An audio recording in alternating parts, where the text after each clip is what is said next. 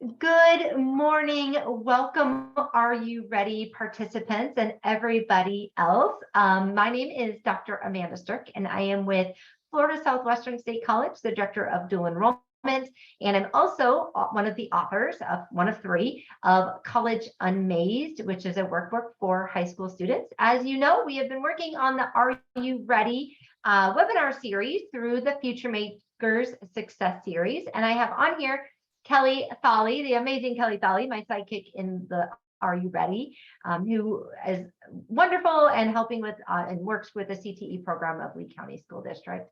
So happy, and Kelly's going to be off camera, but she's going to be here, and we're going to chit chat and have a great time. We are actually, this presentation was supposed to have been October 6th, and as all of you Southwest Florida families know, a giant hurricane came our way, and both Kelly and I were really struggling for any type of internet connection because obviously that was right after the hurricane. So we still wanted to get out this really great information to you. So that is why we're going to record it. We're going to send it out. Again, can be used and shared way after this one, but we wanted you to get this information. So we are going to be talking today about developing great college applications. Is probably one of the most favorite things I love to do because I think it's just a true good college application just really is sort of like the crowning jewel of you as a student. What have you accomplished? What have you gone through? How have you sort of succeeded, maybe even despite a lot of craziness at home or at school or hurricanes or whatever it may be. And also, how did you really make your education, your last 4 years, about you, not about what the high schools wanted or what you needed for high school graduation, but what classes did you get into and why were you passionate about those? And then really, how do you actually talk about yourself in a college application? That's really hard to do. And part of the College Unmazed workbook, which you guys all have the digital access to. This is really coming from chapter 7, which is part of the apply chapter. So if you think of the lead strategy, we've talked about building a list. We've talked about exploring colleges. Now it's taking all that information about where do I want to apply and then how do I create and craft applications to get me where I want to go. And the idea then is at the end of apply, you have submitted your applications and then you go into decide, which is then now you're getting those decisions back and how do you critically think through. And we're going to be doing those here later in this webinar series. We'll talk about decide and succeed. So let's get started. Again, always thank you to our fantastic Future Makers Coalition. We love you. We're a part of you. If you don't know about the Future Makers Coalition as a parent or as a, as a counselor, please check in with us. We got a lot of great resources, especially surrounding FAFSA, and we have a whole toolkit that will help you, and that is supported by the Collaboratory. And then our partners in crime, which would be the Lee County Foundation. We also have Lee County School Districts, Cape Coral Tech, Fort Myers Tech, FGCU, FSW, Sylvan Learning Centers, and then College Unmazed also really promotes this and want to do this series for you. So thank you for all of our great sponsors for having us here. So let's talk a little bit before we get into sort of the college application process is one of the things that we mentioned back in Leads and Apply. I talked about your 6 keys of college fit. So you really talk about academic match, your career match, your financial match, your personal match, student outcomes, and student support. So I've already taught you those. If you forgot, go back to the list and explore phase and check those out. So hopefully you're exploring colleges at this point and you're finding colleges that are meeting or matching your 6 keys of college fit. So then on the other side is sort of, I believe that this college could fit me because they're meeting my 6 keys of college fit. On the other side, you have your chance of admissions. Can I get into the college based on several different factors? So the first factor that colleges look for are what we call academic factors. So those would be your GPA, your ACT, SAT scores, your letters of recommendation, your class rank, those type of things, right? So that's kind of that academic. Now, some schools like USF, for example, really focuses on just 2 or 3 factors, such as your GPA and your ACT, SAT scores. Then, if they don't know which way, if you're going to accept you or deny you, then they look at your other factors, which would be under what we call non-academic factors. So those are things like, are you a first-generation student? What's your ethnicity? Do you have a talent or an ability that the college is really interested in? What's your character? Maybe there's a religious affiliation, like if you're going to Southeastern or another religious school, that's important to them, or a Catholic school, right? Important to them. Other things could be like your work experience, your volunteer activities, things like that. So those are called non-academic factors. And so that's important. In some schools, non-academic factors can be really important and sometimes just as important as academic factors. If you look at Harvard's, what they call the Common Data Set, the CDS, and it'll show you how do I look at academic factors and how do I look at non-academic factors. They've marked everything, all non-academic and academic factors the same. Another non-academic factors that's really important is student demonstrated interest, or I think they call it on their level of applicant interest. So basically, have you visited the campus? Have you talked to admissions? Are you following them on social media? For some colleges that are really making determinations about this student or this student, if you're really interested and you've engaged with the college, you might have been a leg up. And other people are like, I don't really care. I don't want to follow that stuff. So looking at, if I have time, I'll show you the common data set of a few schools and a cool little resource to do that. And then the last thing under chance of admissions is selectivity. So, I don't know if you saw, but FSU, for example, had the highest amount of applications this past year. And they had, I think it was like 52,000 approximately. Okay, don't remember the exact number, but it was crazy. And so what happens is their selectivity gets harder and harder to get into, because with the more applications, even though they're still accepting the same amount of students, because the applications are growing, their percentage from acceptance to applications is getting smaller, right? So it used to maybe be, out of every 3 applicants, 1 would get in. Well, now you're looking at 1 out of 3, right? Because of the more applications. Selectivity. So Harvard and UPenn only have, so many seats to give. UF and FTCU only has so many seats to give out. So that's selectivity. And what happens a lot of times is at this point, a lot of school counselors and people talk about reach, match, safety. But the problem is that's really sort of disempowering to you as a student. And so really thinking about, is it a good match for me? What are my chances of getting in? Because do I meet their academic, non-academic factors, or is it just really tough school to get into because of all their applications? And then really looking at that sort of intersection of all of that. And these schools that you meet their academic factors, you meet some of their non-academic factors, and selectivity hopefully is on your side, and that it's a good match for you or a good fit, then that is where in that intersection is what we call informed college decisions, which is really important. And hopefully what you're not doing is focusing completely on really tough courses or tough colleges to get into, but you have a nice varied opportunity, and you're able to really sort of get into as many colleges as possible. So let's kind of talk about that. Again, in the book, I could spend a whole hour just talking about selectivity and chance of admissions and how to do all that. Not going to right now, but definitely read the book and you can find out more information.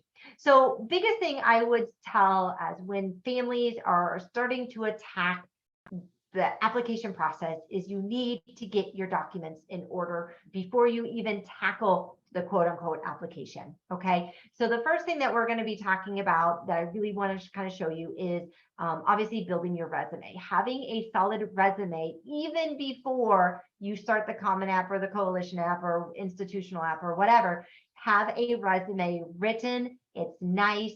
It says everything you want it because you need it for multiple things. You need it for scholarships.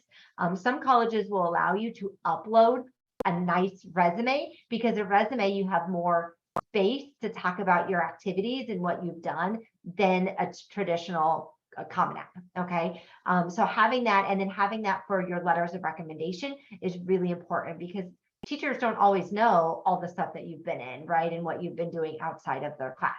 So having a solid resume is really important.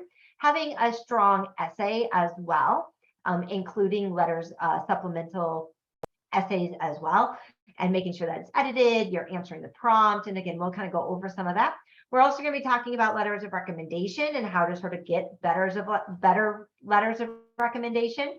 And they're important because they're, for some colleges, really important as part of the college application process. If you go into what I was talking about, that common data set under academic factors, it'll say, a college will say, how important is the letters of recommendation? And they say, is it very important, considered, or not even considered? So you want to know, because sometimes it's recommended to have a letter of recommendation, but it's not required. But then if they're saying on the common data set that it's important, I wish that they did, if we're not requiring it, but it's important, then you better believe that I'm going to have a letter of recommendation, right? Because I want to hit as many boxes as possible. Also have your, especially here in Florida, have your test scores ready, ACT, SAT.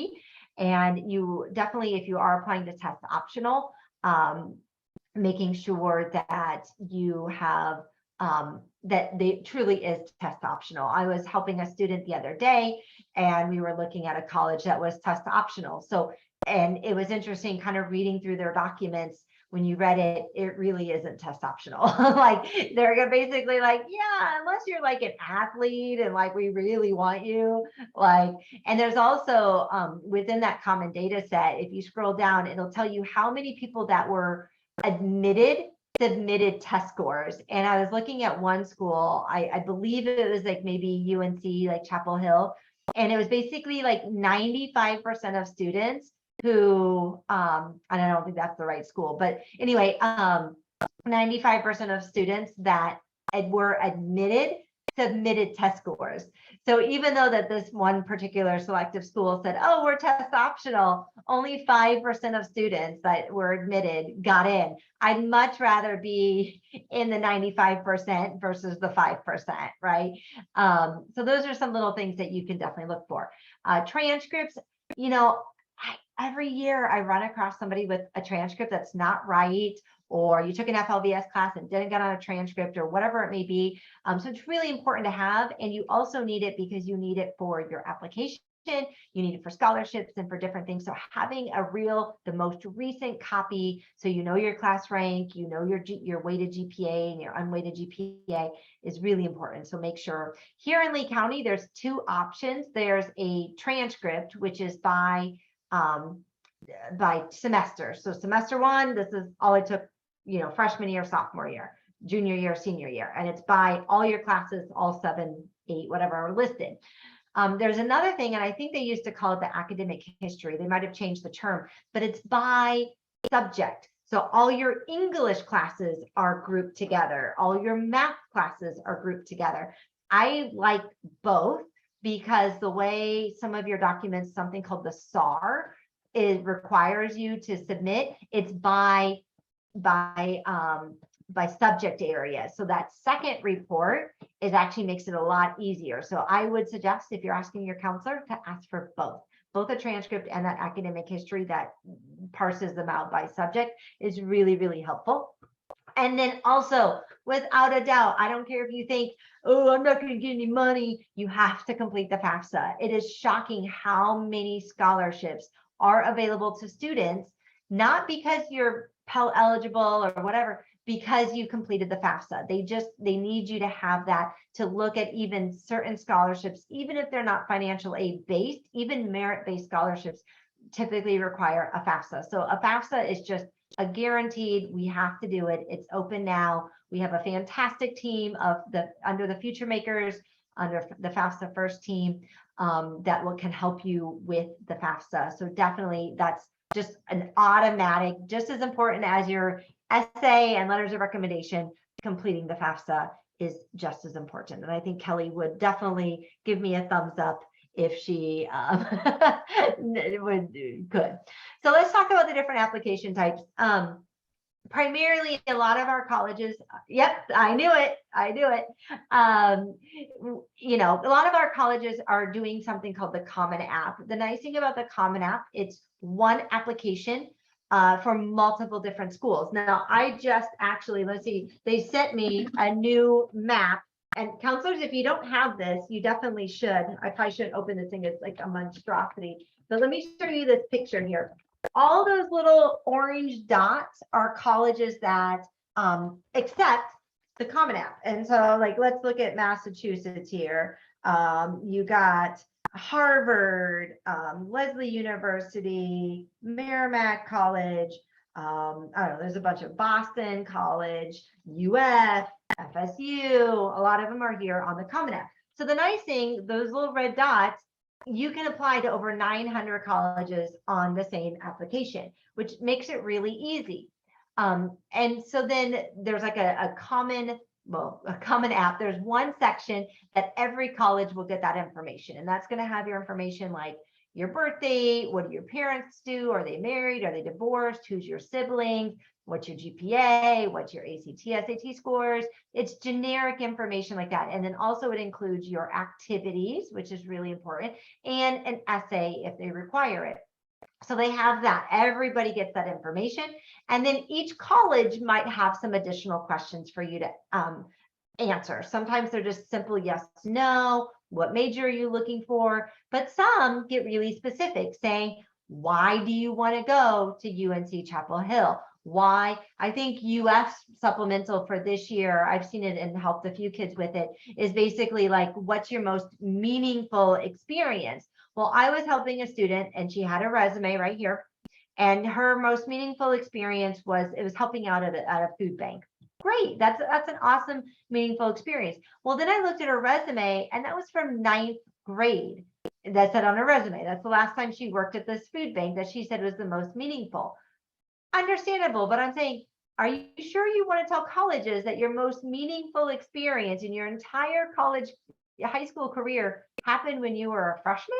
Like, what have you done your sophomore, junior, or senior year? I'm like, you might want to consider something else. Doesn't seem super meaningful if you haven't gone back since a freshman year, especially when it was a volunteer opportunity.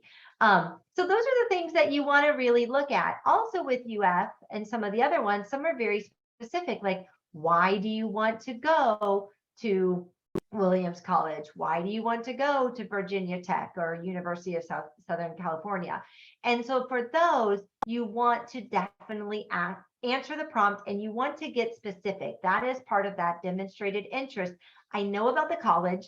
This is why I want to go to the college, and this is why it's really important. So if they ask a why us, or how are you going to use us to get your educational or academic goals met, be as specific as possible. Dive into their website, dive into their research, dive into their special programs, even their external stuff going on. Like if you're really into music, maybe check out the music scene of that college and be like, man, there's these really cool, Friday nights, you have, open mic night and I can go do this and you have this.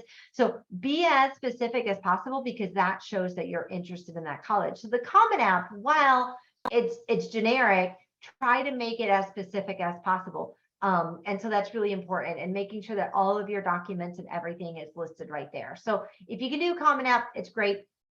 Coalition App, not as many colleges are doing Coalition. It was a little bit more important. Even a few years ago, UF had moved to it and FSU and a few other schools, but more are going towards the Common App. And most schools that are doing the Coalition also do the Common App. So again, if you can do one application, easier. The institutional application. So for example, Florida Gulf Coast University has an institutional app and they use the Common App. So if you're using the Common App and you're doing multiple schools, then go ahead and do the Common App. However, sometimes an institutional app, the nice thing that can show demonstrated interest, like I'm doing your application, I'm not just adding you on to my Common App as another school, I really want to go here. Colleges like Florida Southwestern State College we only have our own application. We don't have, and you can't go through the Common App to submit an application. Sometimes also, if you use an institutional app, you can get fee waivers and get free codes that you don't have to pay the 30, 40, 50 bucks to apply to that college. So depending on the length, where else you're applying, sometimes an institutional app can actually benefit you. And that's the way to go. That's how, like, a lot of schools in Texas, they just have their own application. And so you're basically, again, why, if you have your documents ready, you can copy and paste it. It's a much faster than just typing it in to 8 different colleges. So definitely how you apply is a big deal. The other thing to really consider about also are, before you apply, are there any other special programs that you might be able to go into that's going to be easier to get admitted, right? And so we'll kind of go through some of these, because I do think this is really important. I don't think a lot of, I'm just checking my time, making sure I got time for everything. I don't think we go as deep into this as counselors as maybe we should, because I do think that there's a lot of ways to get a different sort of, I don't want to say a backdoor, but a different way to get into the college. A very important and popular thing here in Florida is number 4, which is alternative term. So a college will say, once you're applying, you can either apply for fall or you can apply for summer. Summer, when you look at the State University matrix, and you can just Google SUS matrix 2022, and it'll show you, here's our summer scores and here's our fall scores. Fall is here, which are higher, and summer is here. So why summer? Well, summer gets you on campus. It also is a different reporting structure for the colleges, right? So they can still report out those high numbers and let you in. And it also allows you a little bit more time to get acclimated, to get into the dorms, to really just have maybe a better experience. And sometimes they put some additional, like number 1, support programs around that. Maybe it's a special cohort, and they might give you extra academic or career counseling, or they do like more of a cohort model where you come in and you do some classes together. And so if you can do an alternative term, especially with a support program or a bridge type program, really important. We see the support programs, especially in like STEM careers and STEM majors for, like, especially women and maybe minority students, where they're trying to increase, some of those populations. And so they're like, come in for the summer. We'll maybe take an intensive math course, get you up to par, and then you can flow right into the regular term. There's also online. So this is kind of a UF thing. And it was funny, when we were writing College Unmazed and my partners are in Massachusetts, I'm like, yeah, well, there's like that UF PACE program. And they're like, what's this? So UF, for example, says, hey, we have all these students and they're all really fantastic that are applying. And we only have so many people that can come on campus, because physically we only have so many seats. Like, we only have so many comp classes and, SLS classes and stuff like that. But if you go online, it's a lot easier for us to open sections and do that. So PACE, what they do is they say, hey, you can be a Gator, you can live in the vicinity, you can't live on campus, you can't be in the dorms, but you're going to be online for your first 60 credits. Now, if you have some dual enrollment credits and so forth, then maybe 60 credits might only take you a year to get there. And then you can then transfer after the 60 credits to UF and live on campus and do whatever. So for some people, if UF is your dream, just saying, hey, I'll do the PACE program or I'll do whatever. And there, UF gets really, how do I say this? They get creative, and they have multiple different programs that you can sort of apply to, or they could admit you to. Another one, like number 3, is an alternative first year. So let's go back to UF again. They like to be creative.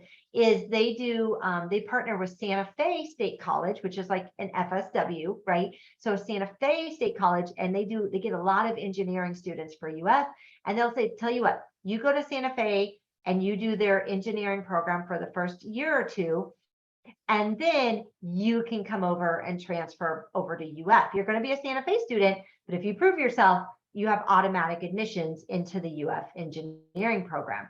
And, places like Northeastern University has that, where they have it where, hey, you go study abroad your first semester, and then you come in second semester because kids drop, things happen.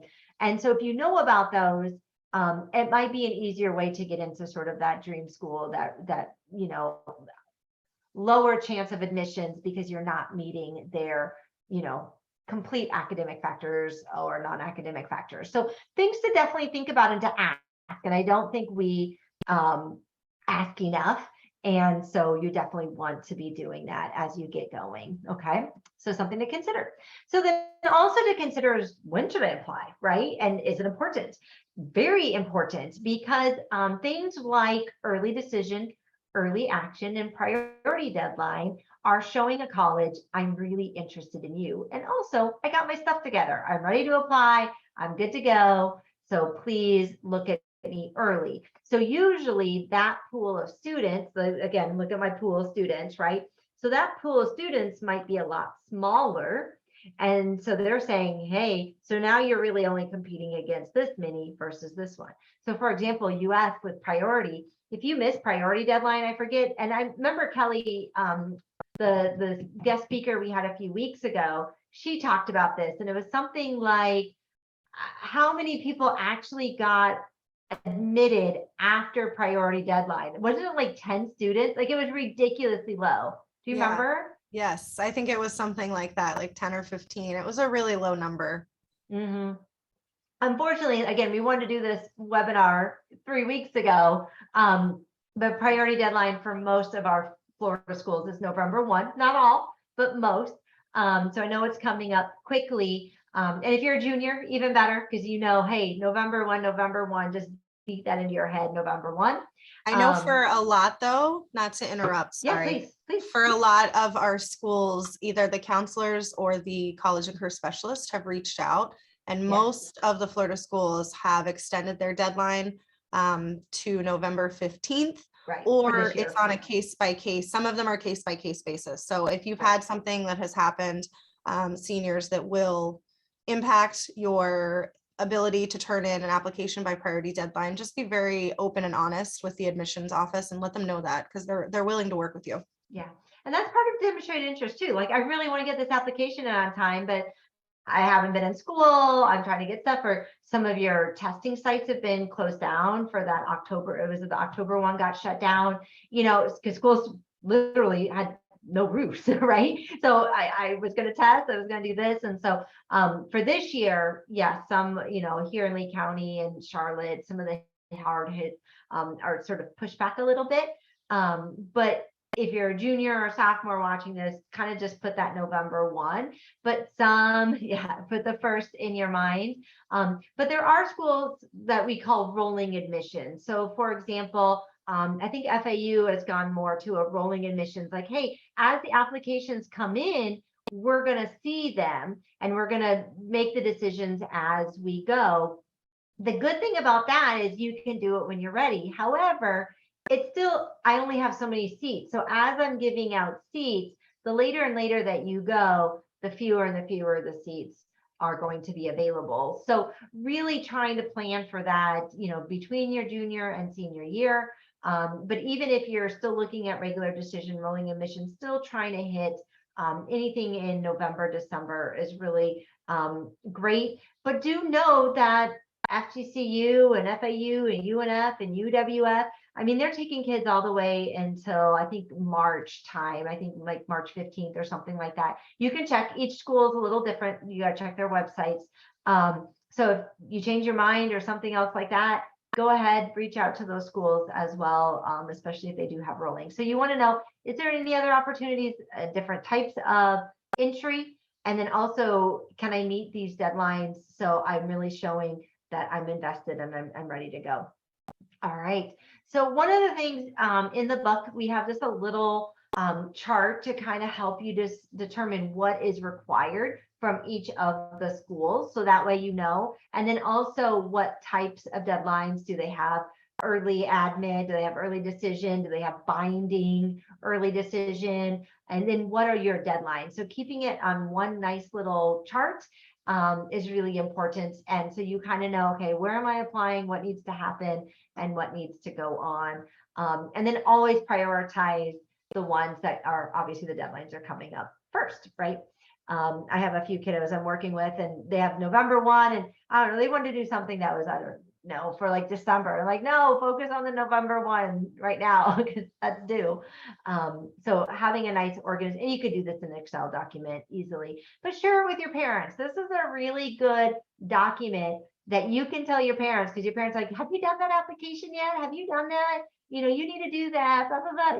I get the conversations, right? You can be like, hey, mom, look, I've done this. This is what I've done. This is how I'm applying. So something just as simple as this can really help that communication with your parents and even your school counselor. Imagine coming in and be like, this is what I need. Can you send this out? How can you help me? So when you're organized yourself, other people around you, it's going to reduce their stress, and it's going to reduce the sort of bickering that might happen. So this is actually a really important task you should do. Organize it so everybody else feels like you're doing what you're supposed to, right? So let's talk about, let's see where I'm at on time. Okay, I got about 15 minutes. Perfect. We're doing great. We're having a great time. And again, if you guys have any questions, you can always shoot me an email. My College Unmazed email is just asturk@collegeunmazed.com. Feel free if you have any questions to send those over to me, or ask your counselor as well. So in the book, under the career factor, I have to remember which part of the book it is, under the career factor. So really that should have been starting in like 9th and 10th grade, right? So early, we have an example of a good college resume, not like one that you're applying to Publix or Chick-fil-A or whatever. This is how you write a college resume. So I like it this way. I've dealt with hundreds, thousands of college resumes and helped thousands of students through this process. And so this has been the best one that I have found really works well and can be used in multiple different ways. So the first thing I like, put your name at the top and put where you go to high school. Okay. And then write your objective, because your objective really helps you stay focused in all of your documents, but it also helps your letters of your recommenders to know kind of what you're wanting to do. So here's one: earn acceptance and merit scholarships to top tier universities in the state of Pennsylvania to pursue a degree in biomedical engineering. So now I already kind of know your major. I know that you're looking for more selective schools. Like I'm starting to get some more information about you. And then I like kind of an ability summary, because these are usually key things that I would write in a letter of recommendation to somebody, like to a college or a scholarship. Like, wow, this student has AP Scholar with distinction, is president of the math club, it has organizes, himself well, has tons of resources. Like, you're giving me information to use for your letter of recommendation. So maybe there's a skill, like an example is maybe you're bilingual or trilingual, which would be awesome. That doesn't always show up in an application, right? So put it there, like, I'm bilingual, or maybe you have a special certificate that you got from Dunbar High School, or you got from Ida Baker, right? Put that on there. Maybe you also, what's some other things that maybe you have a special talent or ability. So again, those are really hot topic. Like, I think I'm unique because X, Y, Z. Okay. And you could even talk about time management. You could put teamwork, collaboration, that type of stuff as well. Maybe, a special coding system. I don't know. Write it. Okay. Education. This is where you're going to it keeps you straight, because you're going to be filling out a lot of applications. So what's your CEB number? That's kind of the number that your school is assigned when you're doing ACT, SAT. Just kind of, again, it's a nice piece of information to have. Your unweighted GPA, your weighted GPA. You can also put your class rank. If it's something that's a special high school, like you belong to the FSW Collegiate, maybe you say it's an AA STEM college preparatory college or high school. Maybe you're in a special ACE IB program. You can put that here. Okay. And then if you want to put your ACT or SAT composite, that's really helpful as well. Then as you get going, activities and experiences, guys, please, if anything from this webinar that you're going to get out of there, please do not just type into your Common App your activities and experiences. Write them out first, edit them, make sure they're good for content, and have people look it over and help you, okay? Because this is like the crux. This is like your it factor right here, right? So if I'm determining between admitting Kelly and Amanda, I'm going to go to what activities and are you involved in, and what does your essay look like? Like those are the two. If everything else is the same, we're both in the ACE program, we've taken the same classes, our ACT, SAT is going to be about the same. No offense, Kelly, I hope you get in too, but I want to beat you out and I want to go. I want to go to my dream college. And so making sure that my activities and my college essay tell my story is so, so critical, right? So for activities, this is built how the Common App asks for your activities, right? So we're pre-doing our college application here. So you're going to write, is it a club? So activity name. So like, let's do Key Club is the example. Key Club, it's an academic activity. How long have you participated? Remember, they want to see longevity. So hopefully 9th, 10th, 11th, and 12th, or maybe it's just 11th and 12th, or just 9th, whatever. And then you're going to be able to mark, are you still participating in that? Yes.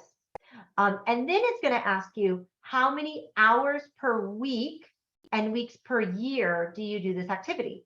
And that's hard. And be honest, don't like, because I remember there was one girl I worked with, this was a few years ago. Like when you add it up, I remember looking at her and going like, do you sleep?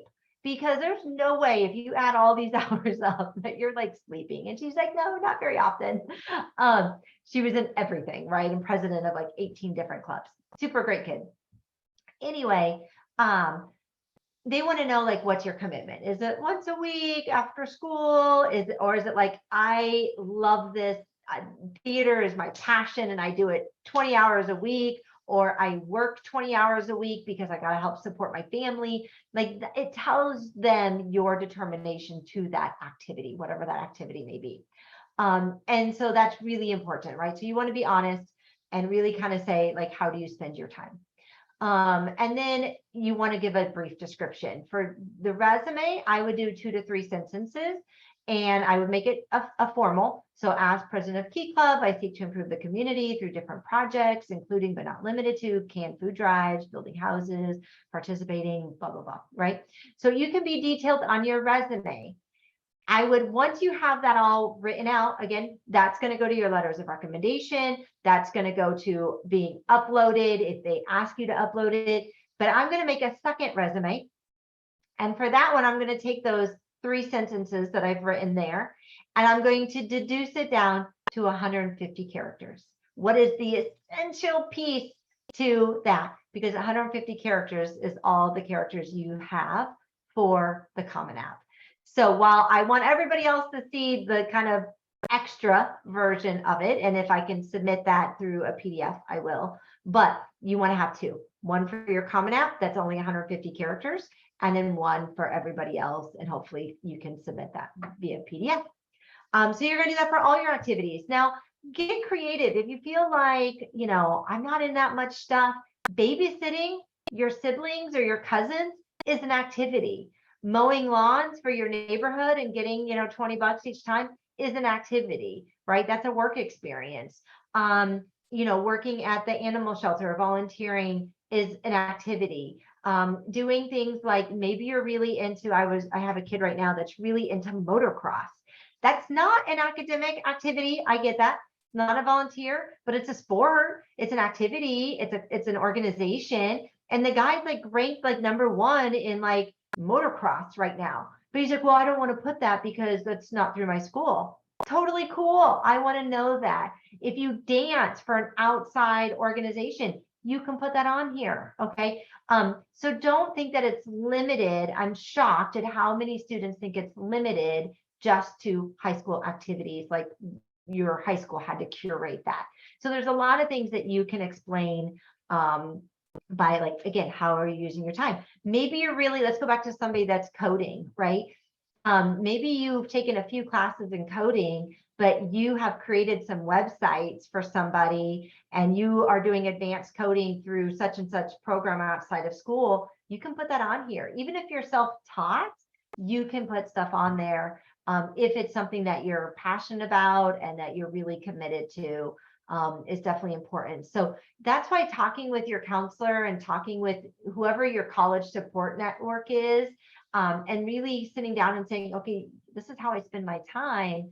It's really important. And that's why I would suggest if you can start doing this freshman, sophomore year, because if you really can't think of anything that you do and you go home and you play video games all day, that's going to be really difficult. Now maybe you're the top video competitor and I don't know, some game that might be a little bit different. And maybe you're going for game design, but I would expect if you're going for game design that you're taking some classes or you're taking some online stuff that you're learning game design, right?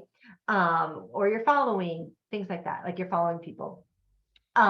So think about that. So if you're early on in your high school experience and you're like, I don't really have anything, think about what could you do out, in or outside of high school to build this resume. Okay. And keep track, because what you did ninth grade, you don't remember 11th and 12th grade. Like, oh, I forgot I did that. So usually when I have families and I work with families, I have families do this as an activity together, because mom and dad will remember hauling you around. Oh, do you remember when you won this award or you did this? And the kid's like, oh yeah, I forgot. So that it's a good family activity to do.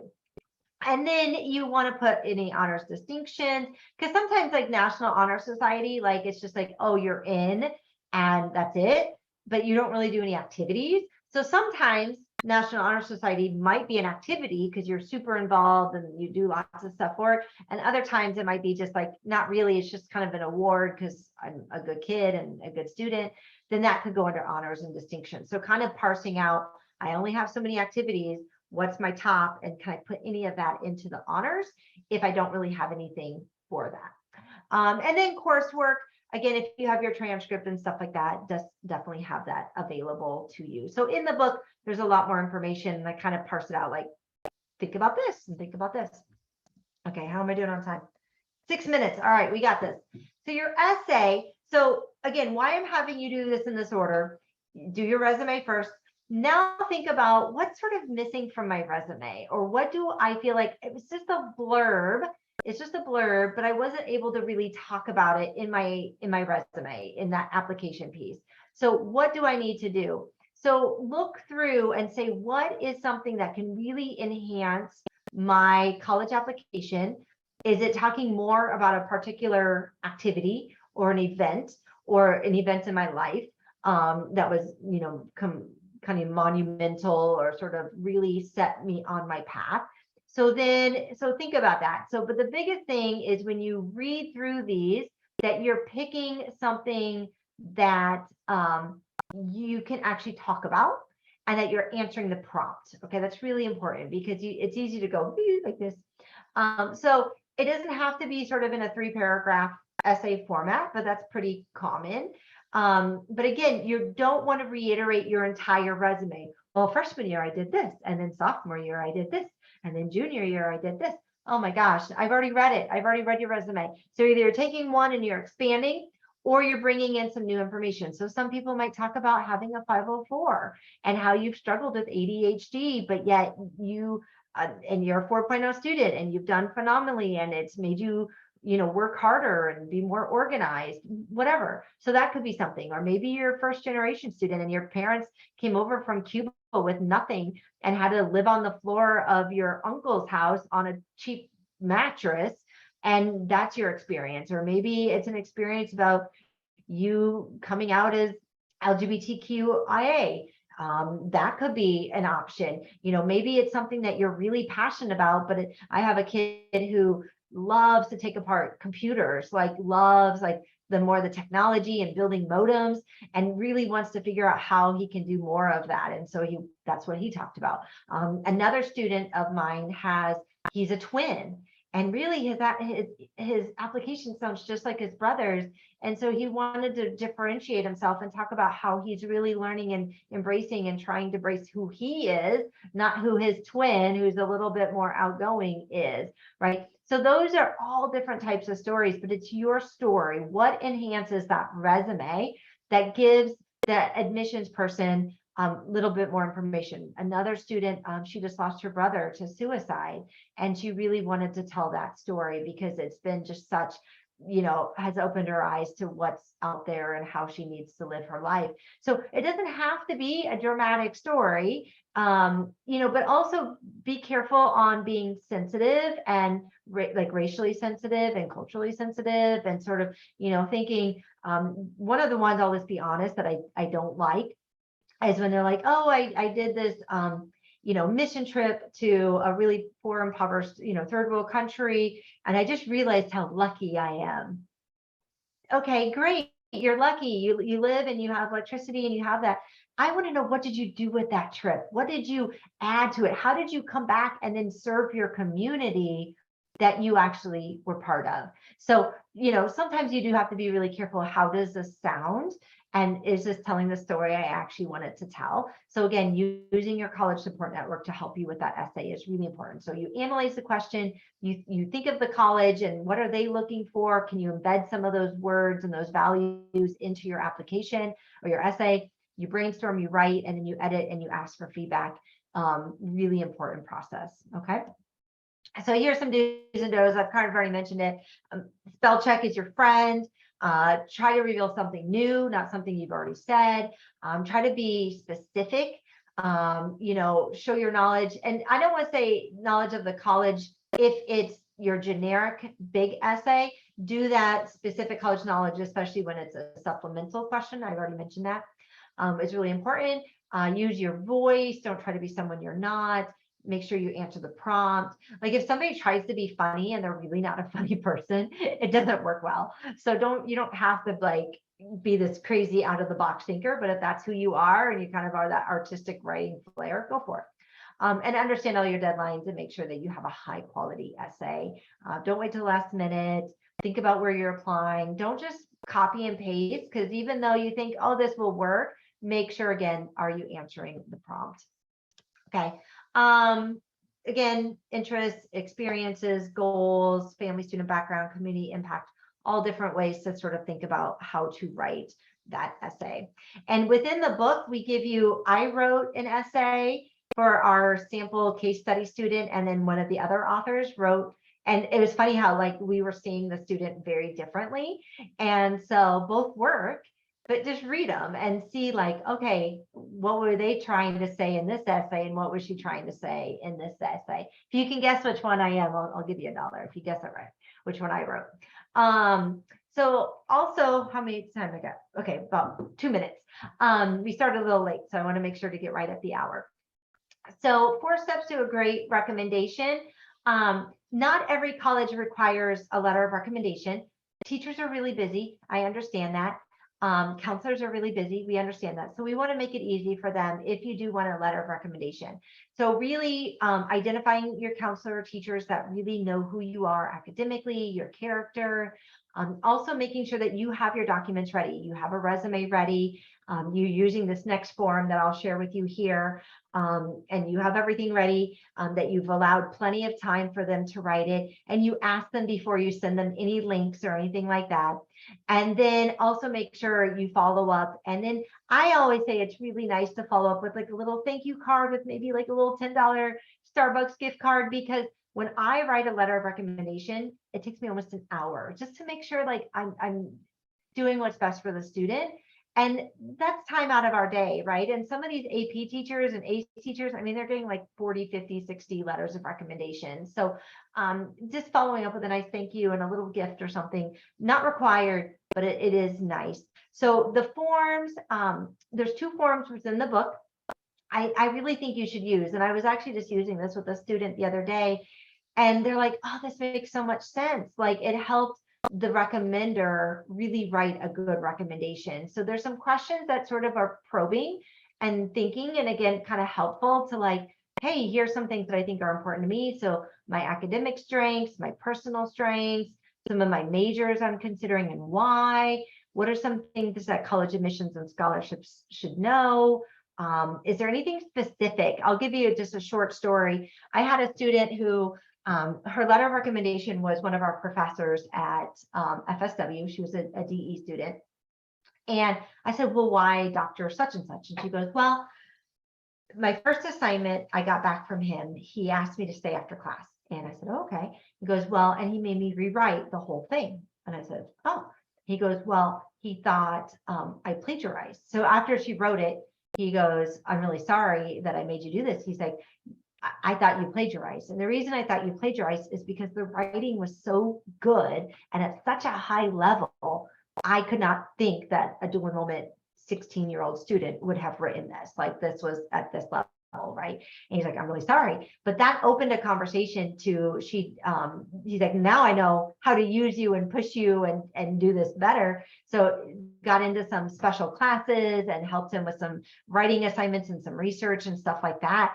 And it completely changed their whole thing. And I'm like, if I was writing a letter of recommendation for you and I was Dr. such and such, that's the story as an admission rep I'd want to hear, because that's something unique and different. So there might be something about, I struggled in your class, but I came in and I saw you and I worked really hard. And it's okay to say that in this letter. And because I think if there is something specific that was meaningful to you or a moment, teachers, hopefully we have those moments all the time and we might remember it. Now, Dr. such and such didn't quite remember that story. And he was like, oh yeah, now that you mention it, now I do. So that's important. What I remember most about your class and any additional information.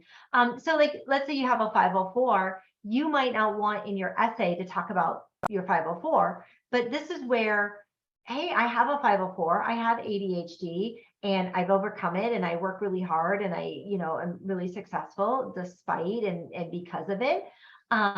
So can you talk about it? Well, then they're introducing it and you don't have to use the space or use a whole essay on it, but they're using it. So why might I have a teacher write a letter of recommendation, even if it's not required? If maybe your grades are so-so, maybe you've had some obstacles that are hard to explain in a resume, to do that. Also, maybe they can just attest to you in and out of the classroom a little bit better.